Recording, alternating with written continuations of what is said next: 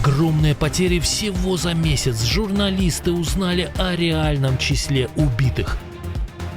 Раскол в рядах Альянса. США получили резкий отказ. Трамп грозит отомстить союзнику.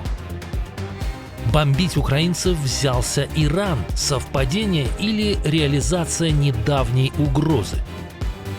Одни подсчитывают потери, другие пытаются заработать. В центре обсуждения самые топовые политики мира. Чего изволите? Стало известно, как союзники Москвы общаются со своими хозяевами. Опубликована шокирующая запись. Пушечного мяса не хватает? Скрытая мобилизация в России официально началась. Удар по зданию правительства, есть убитые и десятки раненых. Самое громкое дело в Украине получило новый импульс. Стало известно, что предприняли следователи.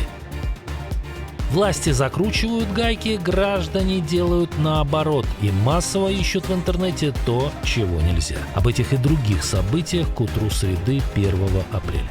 Самые важные и срочные новости в эфире. Нехта, Украина, Россия, Беларусь и мир. Быстро, четко, по делу. Десятки тысяч. Режим Аятолл теряет силовиков в огромных масштабах. По данным оппозиционного канала Iran International, за месяц убиты почти 5000 бойцов корпуса стражей Исламской революции, Басиджа и других структур Исламской республики. Еще почти 21 тысяча силовиков ранены. Это последствия ударов Израиля и США.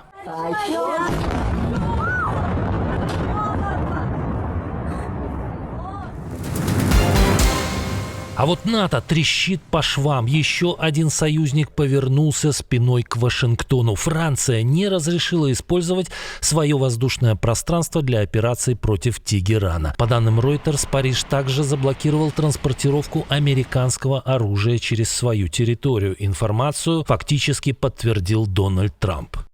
Франция не позволяла самолетам, направляющимся в Израиль и загруженным военными припасами, пролетать над французской территорией. Франция была крайне бесполезной в отношении иранского мясника, который был успешно уничтожен. США запомнят. И это уже не единичный случай. Ранее свое небо для США закрыла Испания. Позже стало известно, что Италия закрыла базу на Сицилии для американских самолетов. Фактически США теряют свободу маневра. И если таких отказов станет больше, это может серьезно ограничить всю военную операцию.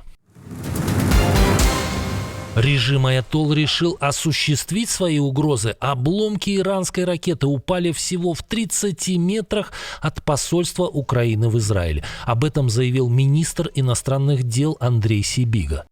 К счастью, посетители, которые находились в здании, не пострадали. Этот инцидент еще раз доказывает, что иранский режим представляет угрозу для всех в регионе. Он не уважает не только Венскую конвенцию, но и элементарные нормы человеческой жизни. Неизвестно, было ли диппредставительство целью иранских ракетчиков, но похожие удары на миссии других государств в ходе этой войны КСИР осуществлял не раз. А главное, 2 недели назад один из высокопоставленных вождей режима, председатель комиссии по нацбезопасности парламента Исламской республики Ибрагим Азизи напрямую назвал Украину законной целью. Тем временем в ООН подсчитали возможные экономические потери стран региона от этой войны. Как пишет Bloomberg, речь идет о сумме в $200 миллиардов. ВВП стран Персидского залива может просесть более чем на 5%. Безработица может вырасти сразу на 4 пункта. Это минус 3,5 миллиона рабочих мест. И это только при краткой эскалации. Если война затянется, цифры будут гораздо хуже. Тем временем другое американское издание взяло на мушку тех, кто пытается нажиться на этой войне. По данным Financial Times, брокер главы Пентагона Пита Хексета пытался вложить миллионы долларов в фонд с акциями военных гигантов Lockheed Martin и других за несколько недель до начала операции против Ирана. Речь о структуре BlackRock. По данным изданиям, сделка сорвалась. В Пентагоне все отрицают. Ни министр Хексет, ни один из его представителей не обращался к BlackRock по поводу каких-либо подобных инвестиций. Это еще одна безосновательная, нечестная клевета, направленная на введение общественности в заблуждение. Мы требуем немедленного опровержения. Но совпадения накапливаются. Та же Financial Times ранее писала о странной активности на нефтяном рынке за 15 минут до недавнего заявления Дональда Трампа о паузе в атаке на энергетику Ирана. Тогда неизвестные трейдеры провернули сделки примерно на $650 миллионов, в разы выше обычного объема.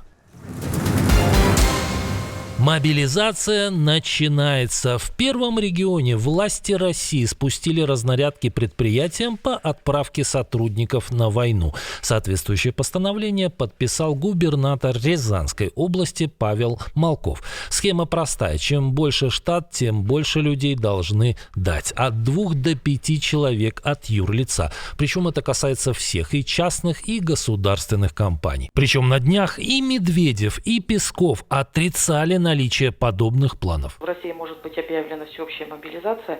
Как в Кремле могли бы прокомментировать это заявление? Спасибо. Такой темы нет на повестке дня. В общем, все честно, как обычно. Новые неприятности у старого союзника Кремля. В этот раз похоже на настоящий скандал. Издание We-Square придало гласности запись разговора главы МИД Венгрии с российским коллегой. Хотя в этом случае, можно сказать, с хозяином. Только послушайте этих голубков. Вы были в заголовках всех российских СМИ. Я что-то сказал не так? Нет. Но дальше больше. Оказалось, что Сергей Лавров напрямую просил Петера Сиярта об услугах. В 2024-м глава путинской дипломатии хлопотал за семью олигарха Алишера Усманова в стремлении снять санкции с его сестры. Соратник Орбана сразу же пообещал, что Венгрия вместе со Словакией подаст соответствующее предложение в ЕС. Через 7 месяцев после этого разговора сестру миллиардера в самом деле удалили из черного списка. Но примечательна фраза, которой Сиярта закончил беседу со своим московским коллегой. Она сейчас разлетается на заголовки по всему миру. «Я всегда к вашим услугам». Интересно, как эта публикация отразится на рейтингах Орбана за 11 дней до выборов?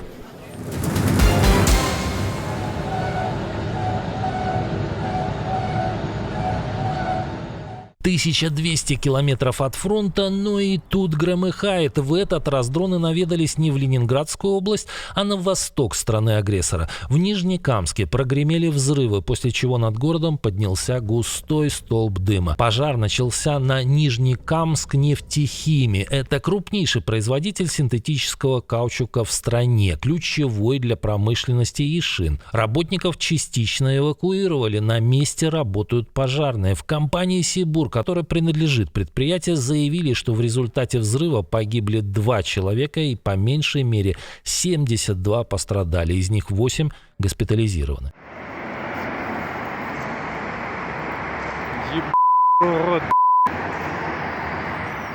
Военные, похоже, проспали налет. Тревогу включили только через 15 минут после первых взрывов. А в прифронтовом Белгороде под удар попало здание правительства региона. Видео атаки опубликовал сам местный губернатор. По заявлению Вячеслава Гладкова, в результате ранен один из чиновников. Недавно и сам руководитель региона чудом избежал встречи с дроном во время рабочей поездки. Ставленник Путина Гладков выходит на связь с избирателями каждый день, а вот его начальник стал исчезать. Публичных заявлений хозяина Кремля стало почти вдвое меньше. Канал Фаридейли подсчитал: Владимир Путин с начала года резко сократил активность. Даже с учетом консерв заранее записанных встреч падение около 20%. В регионы он практически не ездит. С января только один вояж в Санкт-Петербург.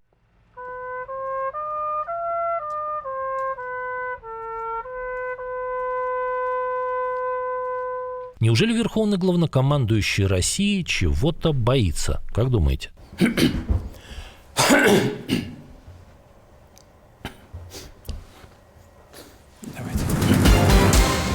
Украина пытается вернуть ключевого фигуранта громкого коррупционного дела, но процесс буксует. Теперь ход за Израилем. Офис генпрокурора направил запрос на экстрадицию бизнесмена Тимура Миндича. Речь идет о деле Мидаса, схеме влияния на стратегические предприятия, включая Энергоатом. Документы готовили вместе с НАБУ, но процесс затянулся. Нашли ошибки, пришлось переделывать и заново переводить материалы. Теперь пакет из 24 томов отправлен в Минюст Израиля. Решение за ними. Если выдадут, это будет серьезный сигнал по борьбе с коррупцией. Если нет, дело рискует зависнуть, а ключевой фигурант останется вне досягаемости. Власти России обсуждают, как бороться с VPN. Симптоматично, что об уголовном преследовании не заикаются. Цензоры обдумывают введение дополнительного тарифа, налога или штрафа. Инициатива, по данным Forbes, идет от самого Владимира Путина. Минцифры уже провело встречи с операторами и IT-гигантами от ВКонтакте до Яндекса. Тех, кто обходит блокировки и заходит на YouTube и другие вражеские платформы, хотят вычислять по величине трафика. И как на эти новые инициативы властей ответили россияне? Правильно, они еще более массово ищут, как обойти блокировки. В марте запросы VPN скачать, VPN бесплатно и, похоже, в Google достигли максимума за 5 лет. Рост по отдельным позициям доходит до 5000%. Ну и самое время напомнить. Вас никто не предупредит, когда начнут отключать. Не напишут «сейчас пропадет связь». Вы просто проснетесь утром, а YouTube не открывается. Telegram висит, новости молчат, и вы даже не поймете сразу, когда и что произошло. Есть люди, которых можно выключить одной кнопкой, перекрыть доступ и все, они пропали. Но есть и другие, те, кто не живет по навязанным правилам, кто хочет видеть больше, понимать глубже и не ждать, пока ему что-то разрешат. Если вы смотрите этот канал, вы точно не из тех, кого можно просто так заблокировать. NextStep VPN — это интернет, который принадлежит только вам. Ни провайдеру, ни цензуре, ни системе. Будьте среди тех, кого невозможно отключить. КСИР выбивает суда. ВСУ взяли под контроль российский регион. Союзник Москвы отказывает ей в сотрудничестве. Давление на теневой флот вышло на принципиально новый уровень. Европейская страна планирует избавиться от 1 миллиона беженцев. Об этом мы рассказывали в прошлом выпуске. Посмотрите, если еще не видели. Увидимся уже вечером.